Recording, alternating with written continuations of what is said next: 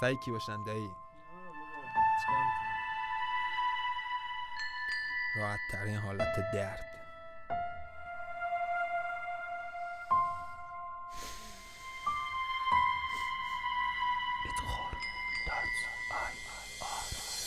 تمیز میدم ترتیب رفتار تو با افکارم، پشت میز نشینه بد قلق زرگیر. همتون وعده این وقتی ماسونو برده این، بعد این طعم دین میشه فروختن روحت به جنس دیو و نگاه منطقی. خودت هم نمیدونی خودتو کشتی از درون تین خودکشی واقعی. الانم تو ارتش شیطانی و فکر میکنی شکستی شاخ دیو. هرز این نکه یه لحظه ای گایده افکاری و حل پیچ، حرف نمیزنی از ترس تقابل کلمه، فقط دستبند و میشناسی و شستشو هدفه. غلط راه شما واسه چند قرن عقبه، ترفند شما به گاه کلا خطره. ثمره سکوت نخبه هاتونم که کشتن راوی قصص و هدفتونم زدن گند به کرسی وحدت و زندگی با نکبت و بیشترین کسرت توی لحظه بشه آید آمار ملت واسه ساختن آرمان امام تا شام و عراق. همش هم هست جل و غفلت.